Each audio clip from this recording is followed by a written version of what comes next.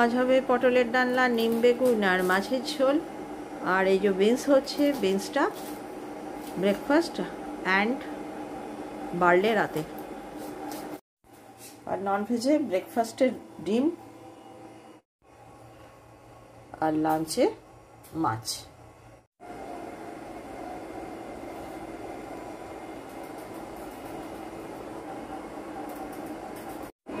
অত্যন্ত গরম পড়েছে, তাই জন্য মধুবন্তী এসি চালিয়ে, এখানে শাটার বন্ধ, তাই আমি ঢুকছি না, মানে ইচ্ছে করছে না আর কি।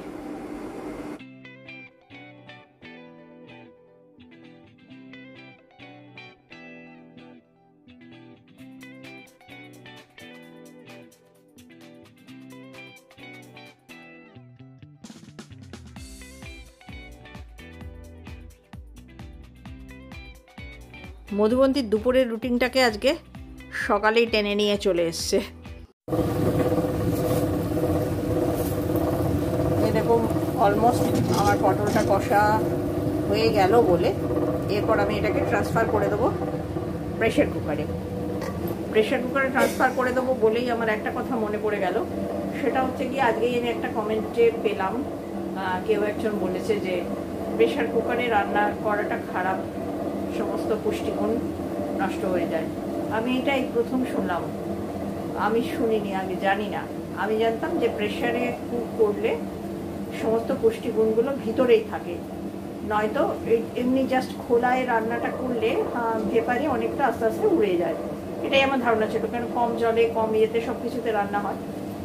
তবে কি জানো তো, এতটা বয়সের পরে এই নতুন নতুন অনেক তথ্য আসছে, এগুলো শুনছি, জানছিও, কিন্তু সেগুলো আর অ্যাপ্লাই করি না নিজেদের জীবনে। বলে না একটা হ্যাবিট তৈরি হয়ে গেছে, ওটা তো সেকেন্ড নেচার হয়ে যায়, ওটা সেকেন্ড নেচার হয়ে গেছে, ওর থেকে আর কোথায় এই বয়সে বেরোতে পারবো না। পটল হয়ে গেল, আর করবো এবার অন্য কড়াইতে করব নিম বেগুন। নিম করলে সেই কড়াইটায় আর কিছু রান্না করা যায় না। এই দেখো নিমটা কিরকম রেখেছি, এই শুকিয়ে যাবার পরে প্রথমে তো ধুয়ে নিই, ধুয়ে জানো তোমরা টাওয়েল ড্রাই করি, মানে হাওয়ায়। হয়ে যাবার পর আমি এবারে এটা কাগজের প্যাকেটে দিয়েছি, দিয়ে এবার এইটাকে আমি রেখে দিয়েছি ফ্রিজ, ডিপ ফ্রিজ, বহুদিন রাখা আছে। আসলে নিম পাতা থাকে বহুদিন, এক একজন এক এক ভাবে রাখে, কেউ কেউ শুকিয়ে একদম গুঁড়ো মতো করে রেখে দেয়।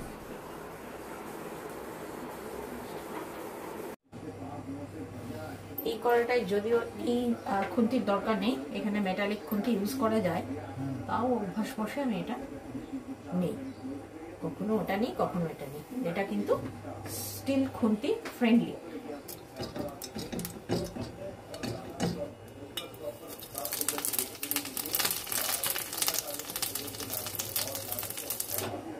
আজ ফ্রেন্ডস ব্লগটা ছাড়তে আমার দেরি হলো, তার কারণ এডিটিং। বাড়িতে আমার লোকজন চলে এসেছিলো এডিটিংয়ের টাইমটায়, তাই কোনো রকম ভয়েস ওভার করবারও সুযোগ পাইনি, ওই অবস্থাতেই ছেড়ে দিলাম। আজকের দিনটা তোমরা এই জন্য আমাদের ক্ষমা করে দিও।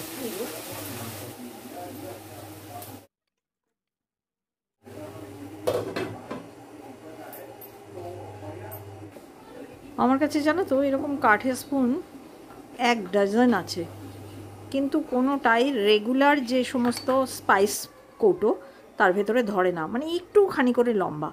এর থেকেও এক সাইজ যদি ছোট হয় তাহলে ধরে যাবে।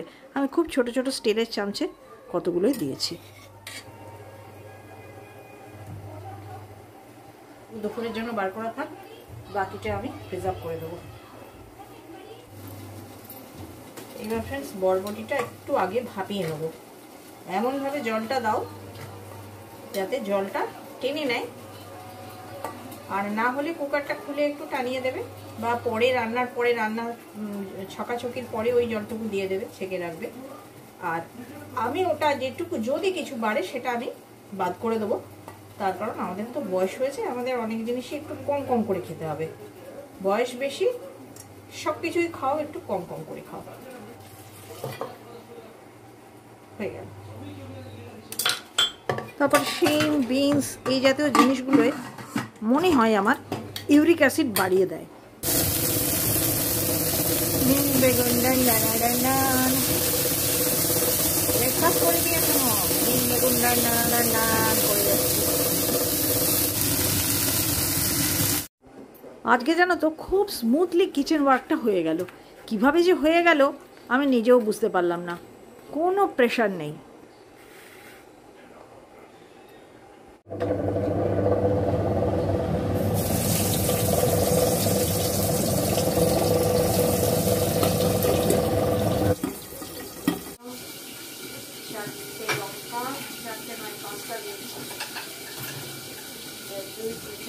পাঁচটা লঙ্কা আর হাফ টমেটো ভেজে নিই। এটা তো কিছু হবে না, কালো জিরে আর হলুদ, নুন, লঙ্কা।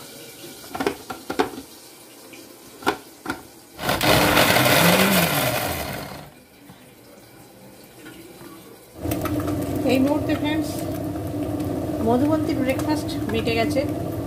শেষ স্ট্র্যাটেজি আজকে শুধু ডিম সেদ্ধ ছাড়া কিছুই খাইনি। বলছে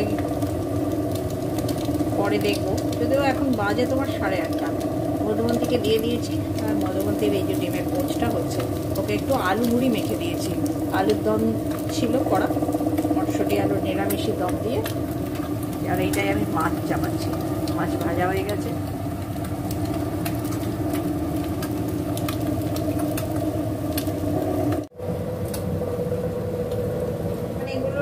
কাঁচা লঙ্কা আর লাল লঙ্কা, জানো সমস্ত, মানে এটা লঙ্কাটা এসছে পুরোটা লাল। এটা তৈরি হয় বা কিছু হয়।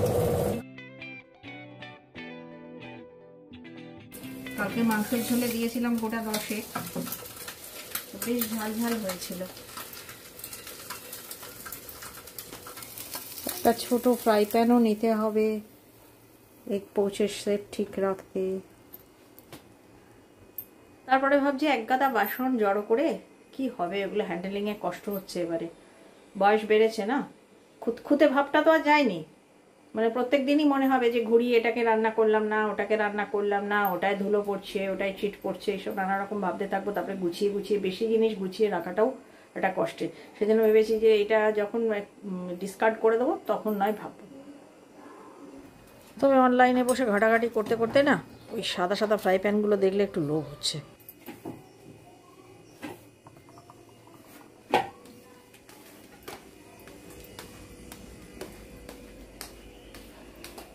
চলো, দুপুরের রান্না আমার সমস্ত শেষ। আজকে আর ব্রেকফাস্টের ঝামেলা কিছু ছিল না, ওই জন্য শুধু বাকি আছে রাতেরটা। এই দেখো মাছের ঝোল, এই দেখো পটলের তরকারি, এই হচ্ছে নিম বেগুন হয়ে গেছে, আর এইগুলো যে টুকটাক এগুলো দিয়ে আমরা এই যে শিমটা করেছিলাম বেড়ে আছে, এই রুটি খাওয়া হবে। আমার সবিতার সিএসসি যদি খায় আলু, সিএসসি মনে হচ্ছে আজকে খাবে না, পরোটা খাওয়ার ইচ্ছে নেই।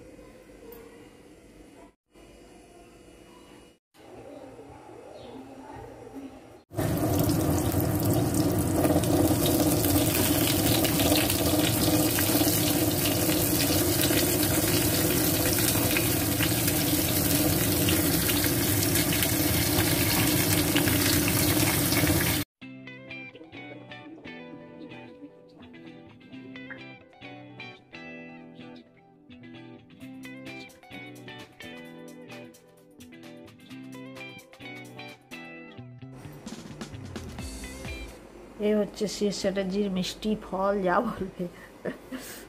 বেচারা কোনো ফল খেতে ভালোবাসে না, যে ফলগুলি খেতে ভালোবাসে সেগুলি তার বারণ। পেঁপে তিনি খান না, পেয়ারা তিনি খান না, উনি কলা আঙুর খেতে ভালোবাসেন, ওগুলো ওনার বারণ। আপেল উনি খেতে ভালোবাসেন না। তো যাই হোক, মানে এটা হচ্ছে গিয়ে ওনার ফল বলো সবজি বলো যা কিছু বলবে তার সাবস্টিটিউট হিসেবে এটি উনি খুব খেতে ভালোবাসেন। আমি বাইরে নিয়ে এসেছি দেখাবার জন্য, তাও যেন ঠিক করে দেখতে পাচ্ছি না। তোমরা পাচ্ছ তো? এইবার দেখাচ্ছে। ডাল উল্টো দিকে হয়ে গেছিল, এই দেখো। ওহ, কি রূপ দেখো! সেই রূপ দেখিয়া হইয়াছি পাগল।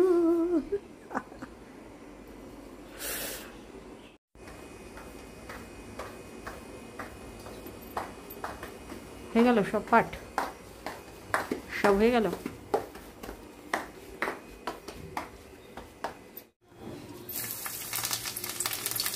রসুন ফোড়ন তেলে জলে হয়ে আছে। জলে কেন, এই কুমড়ো ভাজা তুলে নেওয়ার পর যে তেলে জলে হয়েছিল সেটুকু টেনে এটার মধ্যে দিয়ে দিয়েছি। কুমড়ো ভাজা তো তেল টানে না। তাহলে একটু রসুন, একটু আদা কুচি, নেড়ে ছেড়ে পেঁয়াজ কুচি, লঙ্কা কুচি দেব। কি গো, চিকেন আনলে?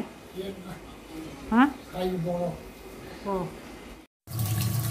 দেখো ফ্রেন্ডস, এইটা হচ্ছে দ্বিতীয় ক্ষেত বাজার। মানে চিকেন পাওয়া যায়নি, মানে যে সাইজটা সেটা চায় সেটা পাওয়া যায়নি, তাই জন্য শুধু হাতে আসবে, তাই জন্য এসে গেছে একটু এই যে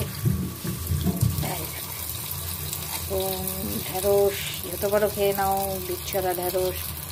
বাবা, আচ্ছা এই বীজ ছাড়া ঢেঁড়স বলছি, পটল, পটল আর ঢেঁড়স।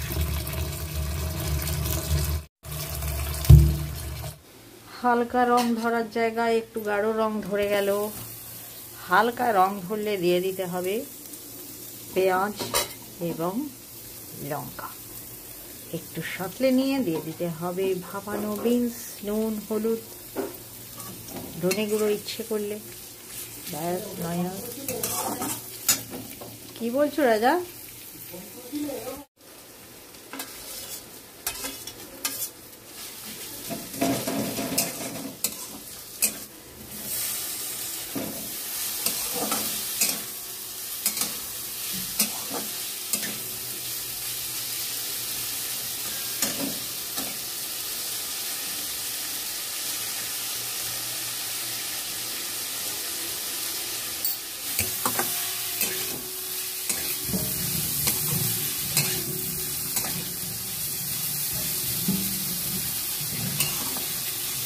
ছেড়ে পড়বে ঢাকা। এবার ঢাকন খোলো, নাচন দেখো।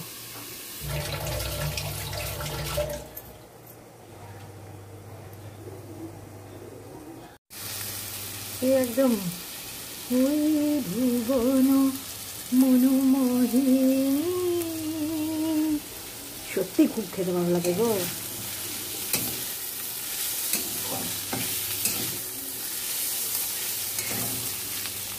আর ভাপিয়ে নেওয়ার জন্য কি হয়, জিনিসটা সফট থাকে। শুধু ভাজলে হেরিং কেরিং হয়ে যায়, বা অল্প নেড়ে চেড়ে জল দিয়ে দিলেও ব্যাপারটা হয়ে যায়।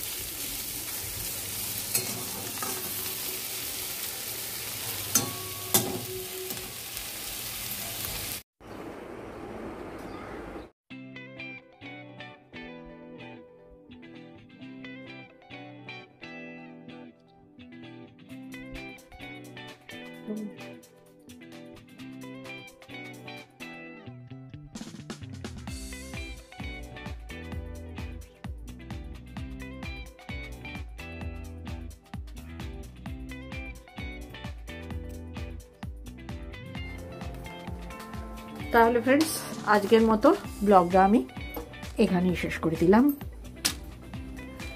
সঙ্গে থেকো আগামী দিনে।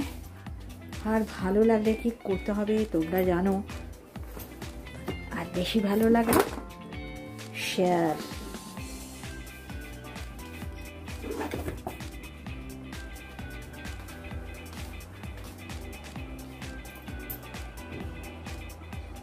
টাটা।